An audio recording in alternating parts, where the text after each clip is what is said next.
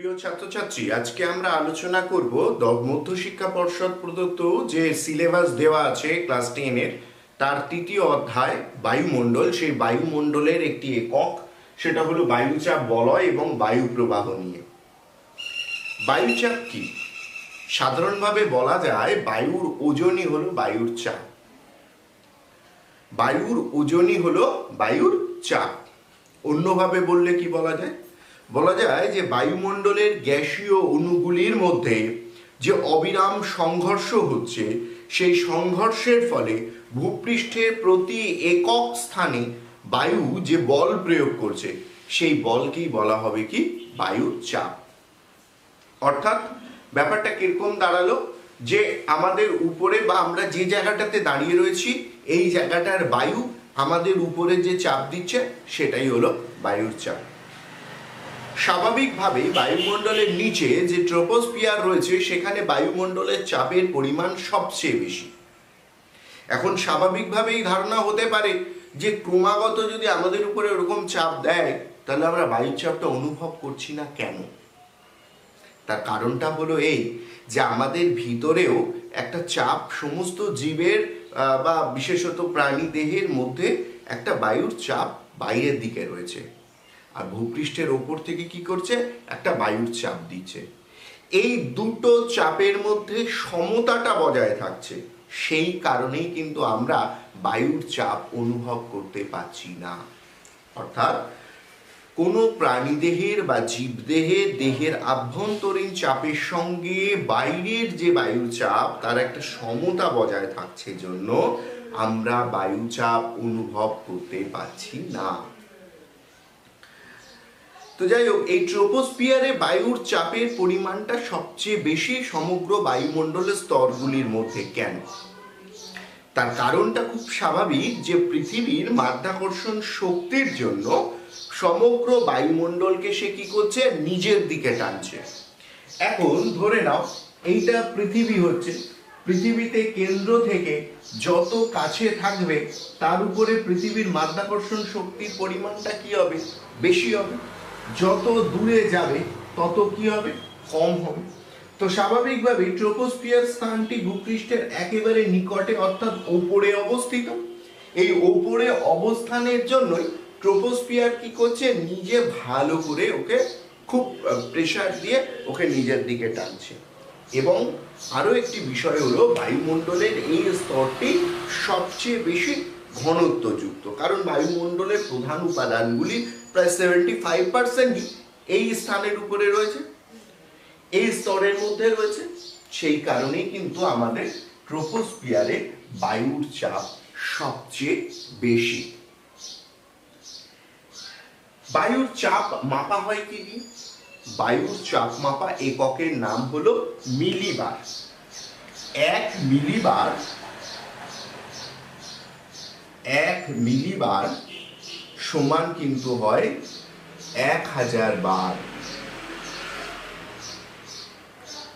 বায়ুচাপের সংজ্ঞা কি বা প্রমাণ বায়ুচাপ?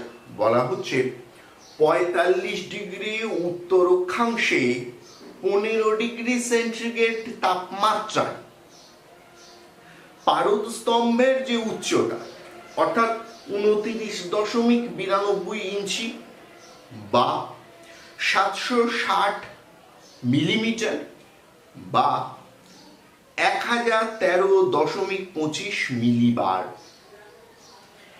এইটাই হচ্ছে কি আমাদের প্রমাণ বায়ুচাপ। কোন স্থানে যদি এই চাপের থেকে বেশি হয় তাহলে বলতে হবে উচ্চচাপযুক্ত অঞ্চল, যদি এর থেকে নিচে হয় তাহলে কি বলবো? নিম্নচাপযুক্ত স্তর। তাহলে প্রমাণ বায়ুচাপ কাকে বলছে? 45 ডিগ্রি উত্তর অক্ষাংশে 15 ডিগ্রি সেলসিয়াস উষ্ণতায় বায়ু যে চাপ দেয় এবং সেটার পরিমাণ কত? 29.92 ইঞ্চি অথবা 760 মিলিমিটার অথবা 1013.25 মিলিবার। এই চাপ যেটা দিচ্ছে তাকে কি বলা হচ্ছে? তাকে বলা হচ্ছে প্রমাণ বায়ুচাপ। বায়ুচাপ মাপা হয় কোন যন্ত্রের সাহায্যে? তোমরা সবাই জানো, ব্যারোমিটার। কি ব্যারোমিটার? 14 ব্যারোমিটার।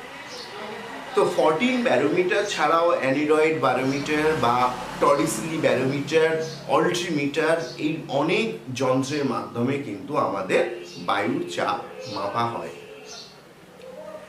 এবং এই যে বায়ুর চাপটা মাপা হচ্ছে, এটা মূলত কি হচ্ছে, পারদস্তম্ভে 1 ইঞ্চি পারদের উচ্চতার তারতম্যের ভিত্তিতেই কিন্তু এই বায়ুচাপ ডিপেন্ড করা হয়।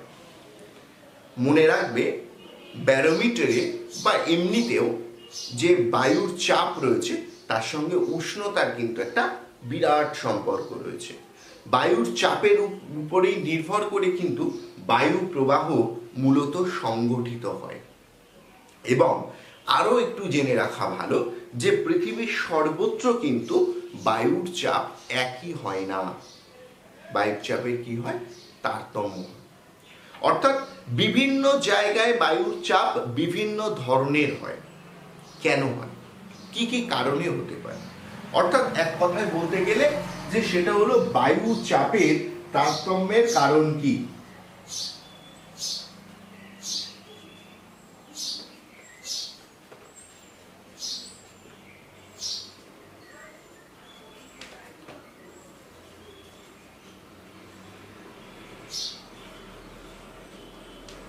বায়ু চাপের তারতম্যের কারণ কি? প্রথমেই আসবো যে পয়েন্টে, সেটা হলো উচ্চতা।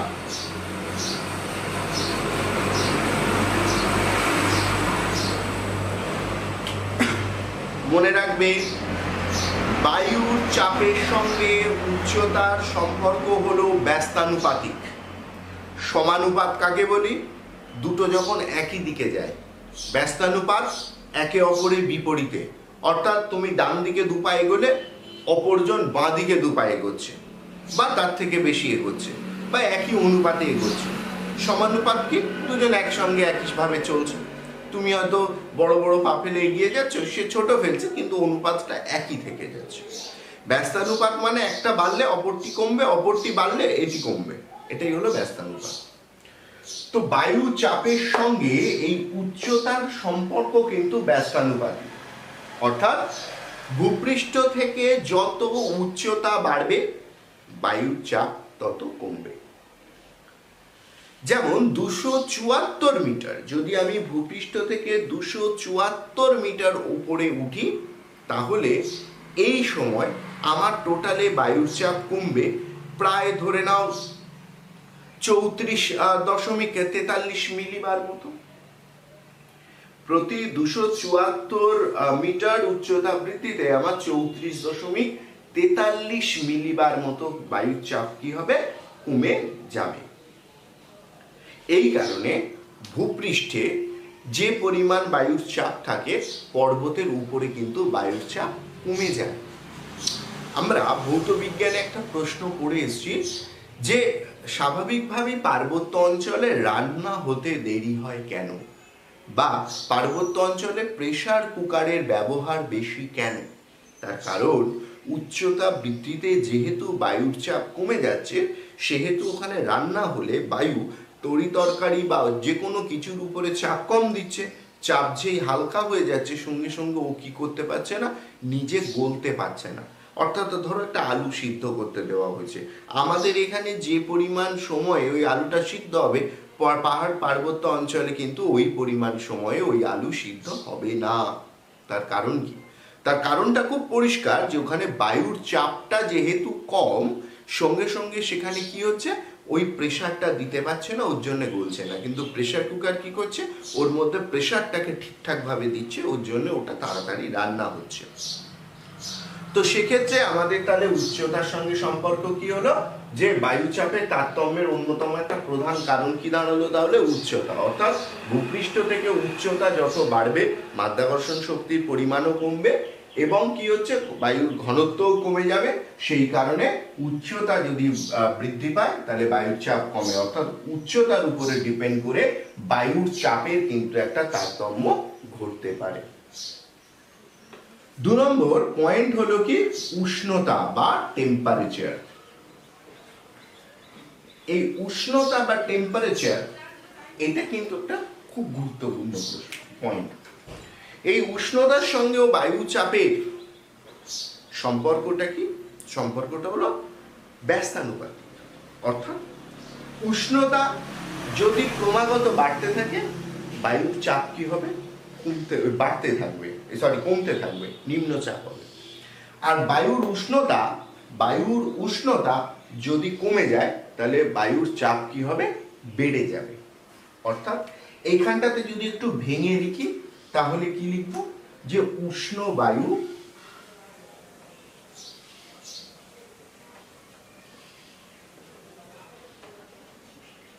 নিম্নচাপ যুক্ত হয়, আর শীতল বায়ু উচ্চচাপ যুক্ত হয়। সেক্ষেত্রেও তাহলে কি দাঁড়ালো? বায়ুর সঙ্গে উষ্ণতার সম্পর্কটা দাঁড়ালো হচ্ছে ব্যস্তানুপাতিক। অর্থাৎ বায়ু যদি উষ্ণ হলো, তাহলে বায়ুর চাপ হলো নিম্ন, বায়ু যদি শীতল হয়, তাহলে বায়ুর চাপ হলো কি? উচ্চচাপ। এর জন্য বলা হয়, where is the temperature is low, the barometer is high. তার কারণ যেখানে থার্মোমিটার বা উষ্ণতা কম, সেখানে ব্যারোমিটারের উচ্চতাটা হলো বেশি, এটা বলা হয়ে থাকে। তো যাই হোক, এটা হলো উষ্ণতা। এই কারণে আমরা পরে দেখব যে জায়গাগুলিতে সূর্য মোটামুটি ভাবে লম্বভাবে কিরণ দেয়, অর্থাৎ সারা বছর লম্বভাবে কিরণ দেওয়ার জন্য গ্রীষ্ম ঋতু প্রধান যে অঞ্চলগুলি রয়েছে, সেখানকার বায়ুর চাপ পার্শ্ববর্তী যে শীতল বা মেরু অঞ্চলগুলি রয়েছে তার থেকে অনেক কম। এর পরের আর একটা পয়েন্ট আসবো, সেটা হলো ভেপার বা জলীয় বাষ্প।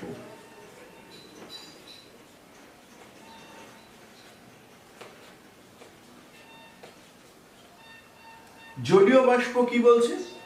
মনে রাখবে যে জলীয় বাষ্পের সঙ্গেও কিন্তু আমাদের বায়ুর চাপের একটা ব্যস্তানুপাতিক সম্পর্ক রয়েছে।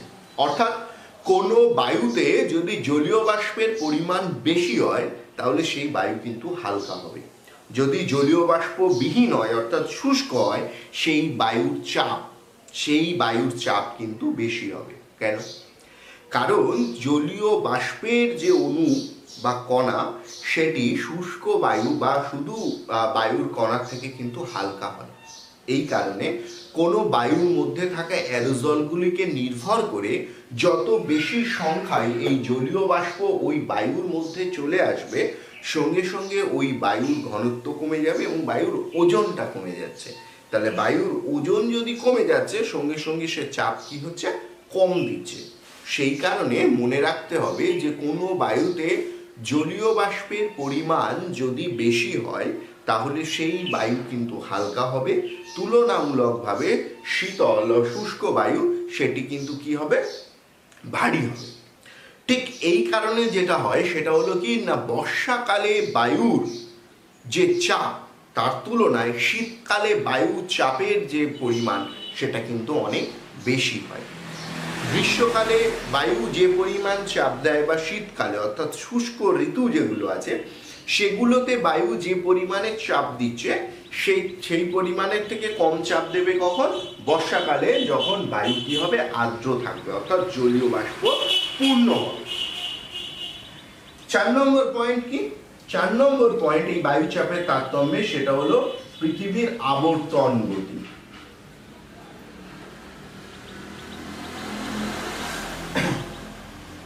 আমরা সবাই জানি যে পৃথিবীর দুখানা গতি আছে, একটা হলো পরিক্রমণ গতি, আরেকটি হলো আবর্তন গতি। কাকে বলছে এই আবর্তন গতি? বলা হচ্ছে পৃথিবী নিজের অক্ষের উপরে যখন লাট্টুর মতো পাক খায় এবং সেটি করতে সময় লাগে প্রায় 24 ঘন্টা, যাকে আমরা একদিন রূপে পরিগণিত করি, এই সময়কে বা এই যে গতি, তাকে বলা হচ্ছে কি? আবর্তন গতি। আবর্তন গতির ফলে প্রধানত যেটা হয় সেটা কি? সেটা হলো দিন এবং রাত। তো আবর্তন গতি কিভাবে এই বায়ুর চাপ বলয় এবং বায়ু প্রবাহকে পার্থক্যের সৃষ্টি করছে? তার কারণটা এই রকম যে পৃথিবীর এই আবর্তন গতির জন্য এক ধরনের বলের সৃষ্টি হয়, যাকে আমরা বলে থাকি কোরিওলিসিস বল। কোরিওলিসিস বল আসলে কি? কোরিওলিসিস বল হলো পৃথিবী নিজের অক্ষের উপরে পাক খাওয়াতে যে কেন্দ্র বিমুখ শক্তি কাজ করে, তার ফলে যে বলের সৃষ্টি হয় তাকে আমরা বলা হয় কোরিওলিসিস বল। এই কোরিওলিসিস বলের জন্য কি হয়, বায়ু ধরো এই জায়গাটায় নিরক্ষরেখায় এখানে আবর্তন বেগ অনেক বেশি হচ্ছে, তুলনামূলকভাবে মেরুবিন্দুতে গিয়ে আবর্তন বেগ কি হচ্ছে, কমে যাচ্ছে। সেই জন্যে এখান থেকে বায়ু কি হচ্ছে, জোরে ছিটকে বাইরের দিকে বেরিয়ে যাচ্ছে। যখনই বায়ু অন্যত্র চলে যাবে, বায়ুর ঘনত্ব কমে আসবে, সঙ্গে সঙ্গে সেখানে কি হবে, একটা নিম্নচাপ ক্ষেত্রের সৃষ্টি হবে। আর বায়ু ছিটকে যে জায়গাটায় চলে যাবে সেই জায়গাটায় কিসের সৃষ্টি হবে, একটা উচ্চচাপযুক্ত ক্ষেত্রের সৃষ্টি হবে। তো সেই কারণে কি বলা হচ্ছে যে এই আবর্তন গতির ফলে কোরিওলিসিস বলের সৃষ্টি হচ্ছে, এবং এই কোরিওলিসিস বলের জন্যই মূলত কি হচ্ছে, আমার বায়ুর গতিবিক্ষেপ ঘটছে। এবং বায়ুর এই গতিবিক্ষেপ যেমন ঘটছে তেমনি আর কি হচ্ছে, তার চাপেরও পরিবর্তন হচ্ছে। আরেকটি পয়েন্ট কি, স্থলভাগ এবং জলভাগের বন্টন। স্থলভাগ ও জলভাগের বন্টন।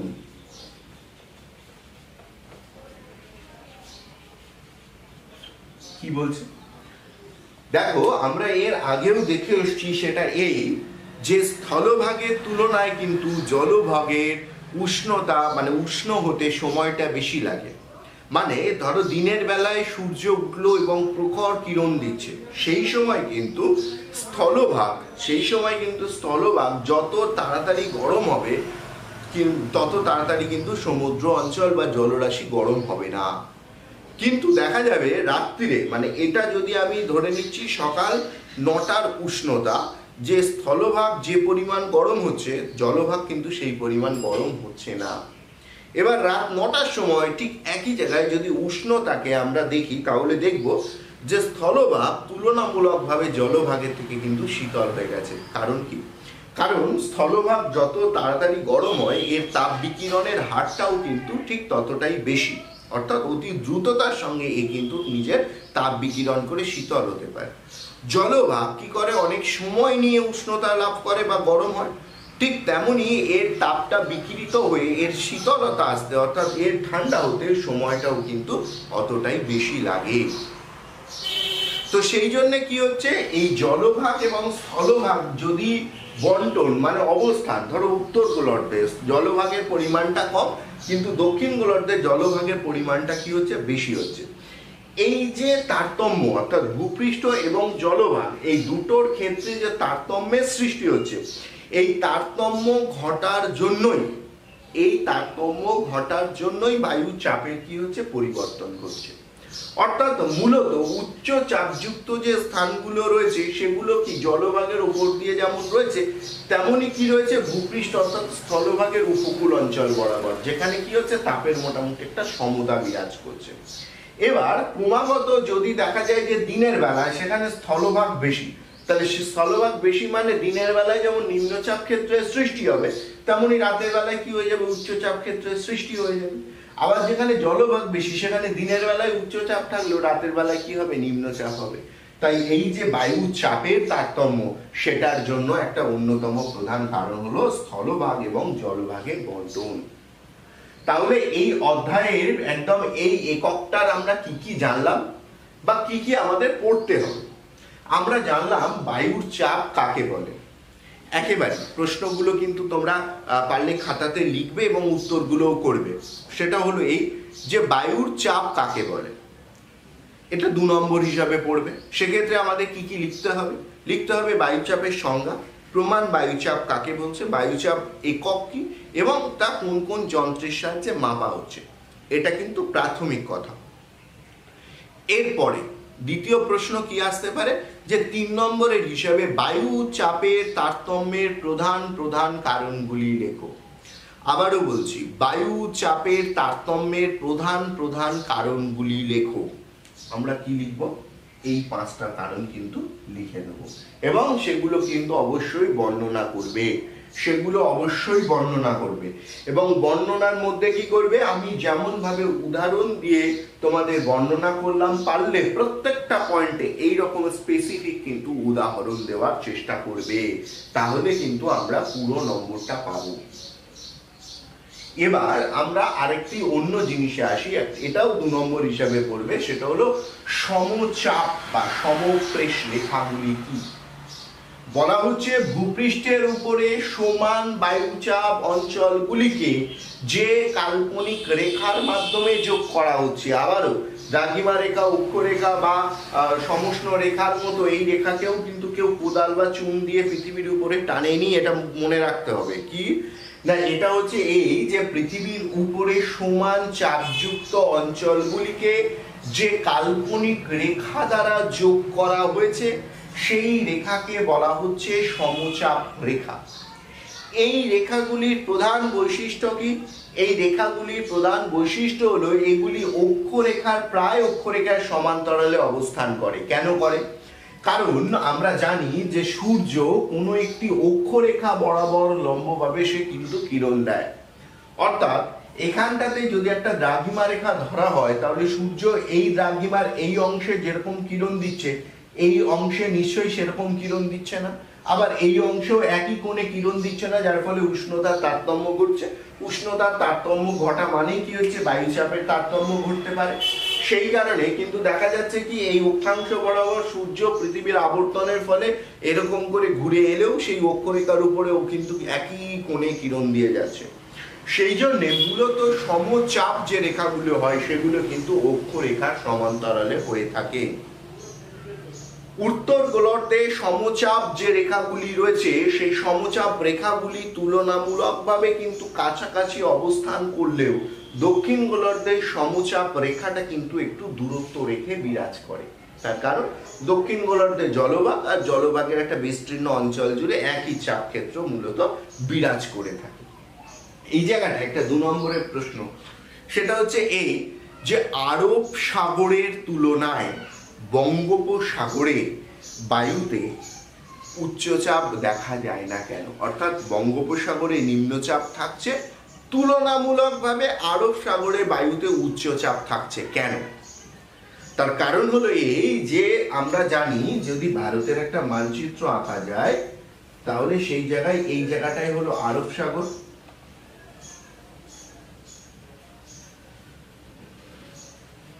আর এইটা হলো বে অফ বেঙ্গল বা বঙ্গোপসাগর। তো কি হচ্ছে, বলা হচ্ছে যে আরব সাগরের জল, আরব সাগরের মানে উপরে বায়ুর চাপ বেশি, বঙ্গোপসাগরে বায়ুর চাপ কম। কিন্তু কেন? তার কারণটা হচ্ছে এই যে বঙ্গোপসাগর মূলত স্থলভাগ বেষ্টিত অর্থাৎ আবদ্ধ, যার জন্য সূর্য কিরণ দিলে ওর জল অতি দ্রুত গরম হয়ে যাচ্ছে। সেই তুলনায় আরব সাগর কি হচ্ছে, উন্মুক্ত। এছাড়া আরো একটি কারণ হলো বঙ্গোপসাগরের থেকে আরব সাগরের গভীরতা বেশি, যার জন্য এর গভীরতা কম হওয়ার জন্য দ্রুত উষ্ণ হচ্ছে, এর গভীরতা বেশি হওয়ার জন্য কি হচ্ছে, একটু কম মানে একটু ধীরে ধীরে উষ্ণতাটা কিন্তু এর বৃদ্ধি পাচ্ছে। আর আমরা জানি উষ্ণতা বাড়া মানেই কি হবে, নিম্নচাপ, আর উষ্ণতা যদি একটু কম থাকে অর্থাৎ শীতল হয় তাহলে কি হবে, উচ্চচাপ। সেই কারণে কিন্তু আরব সাগরের তুলনায় বঙ্গোপসাগরে বায়ুর চাপ কম থাকে, দুটো একই অক্ষাংশে অবস্থিত তার সত্ত্বেও। তার কারণ হচ্ছে এদের গভীরতা, অর্থাৎ এক কথায় বলা যায় উচ্চতা একটা বিষয় ডিপেন্ড করছে, আর একটা কি, আর একটা হচ্ছে এদের উন্মুক্ততা, অর্থাৎ জলটা কতটা আবদ্ধ, জলটা কতটা স্বাভাবিক। তো যাই হোক, আমরা তাহলে কি কি পড়লাম এখানে, বায়ুর চাপ কাকে বলে, প্রমাণ বায়ুচাপ কাকে বলে, বায়ুচাপ মাপার একক কি, বায়ুচাপ কিসের দ্বারা পরিমাপ করা হয়, অর্থাৎ যন্ত্রগুলোর নাম barometer, 14 barometer, Torricelli barometer, aneroid barometer, এই সমস্ত ব্যারোমিটারের মাধ্যমে কিন্তু আমরা কি করছি, বায়ুর চাপ মাপছি। আর সবচেয়ে গুরুত্বপূর্ণ প্রশ্ন সেটা হলো বায়ুর চাপের তারতম্যের কারণ কি, এবং এটা কিন্তু 3 নম্বরের প্রশ্ন হিসাবে আসতে পারে, 3 নম্বরের প্রশ্ন হিসাবে আসতে পারে। আশা করি তোমরা সে ব্যাপারটিকে খেয়াল রাখবে।